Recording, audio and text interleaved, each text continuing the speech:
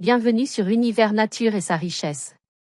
Aujourd'hui, nous allons explorer l'une des plus grandes fraudes historiques dont le Maroc a été victime à l'ère moderne. Comment sommes-nous passés d'un pays sous protectorat à une nation qui protège celui-là même censé assurer sa protection? Comment notre armée, qui s'est battue aux côtés des Alliés et a contribué à leur victoire, a-t-elle vu ce triomphe inscrit au crédit des vaincus? Et pourquoi, encore aujourd'hui, ces derniers figurent dans les livres d'histoire comme les véritables vainqueurs, tandis que nous restons spectateurs, réduits à les applaudir? Réécrivons l'histoire du Maroc de la bonne façon. Après la libération du sud de la France, les Alliés ont progressé vers le nord pour libérer les dernières régions occupées. Les soldats marocains, eux, ne se sont pas rendus à Paris, car cette ville fut libérée autrement, à la suite du débarquement anglo-américain du 6 juin 1944 en Normandie. Les batailles qui suivirent furent décisives. Après 2 mois de combats acharnés, les forces alliées réussirent à libérer la capitale avant de poursuivre vers l'est, en direction de l'Alsace. L'Alsace, région frontalière entre la France et l'Allemagne, a toujours été un territoire disputé. En 1870, après la défaite française face à l'Allemagne, elle fut annexée par cette dernière. En 1918, à l'issue de la Première Guerre mondiale, elle revint à la France, avant d'être de nouveau intégrée au Reich lors de l'invasion allemande de 1939.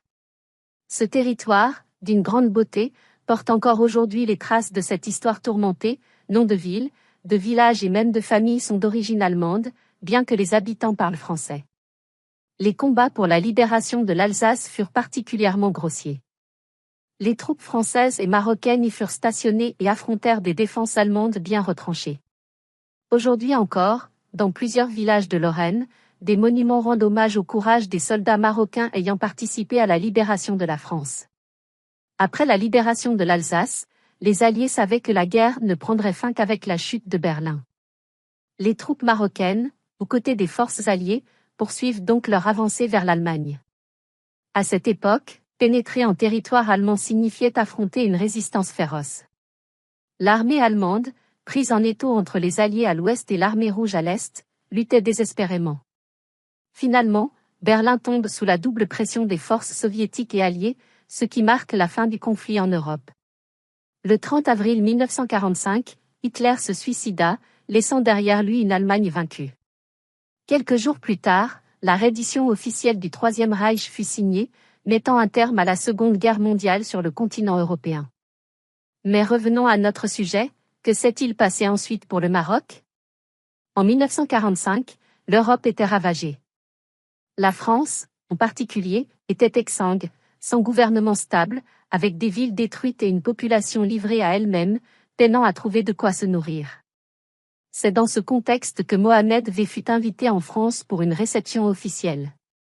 Un navire fut même envoyé à Casablanca pour l'escorter jusqu'à Paris, où il fut accueilli avec les honneurs militaires et un enthousiasme populaire exceptionnel.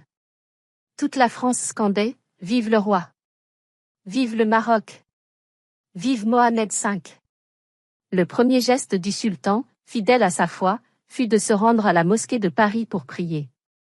Cette mosquée, établie par son père, le sultan Moulay Youssef, est un symbole fort. Or, aujourd'hui, elle a été transformée et placée sous l'autorité des services secrets algériens.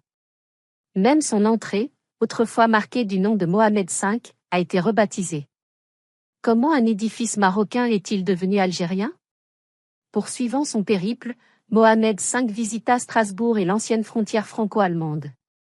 Il était accompagné de hauts dignitaires militaires et politiques, témoignant du rôle majeur qu'avait joué le Maroc dans la guerre. L'armée marocaine se trouvait toujours stationnée sur la ligne de démarcation entre la France et l'Allemagne, assurant la protection d'un pays qui, en théorie, devait être le protecteur du Maroc. Une ironie du sort qui illustre parfaitement l'inversion des rôles dans cette histoire. Mais ce n'est pas tout. L'un des plus grands mensonges historiques réside dans l'effacement de cette contribution marocaine. Comment la France, qui avait été vaincue et occupée, a-t-elle pu s'arroger le titre de vainqueur? Pourquoi l'histoire officielle tait-elle la présence et les sacrifices des soldats marocains?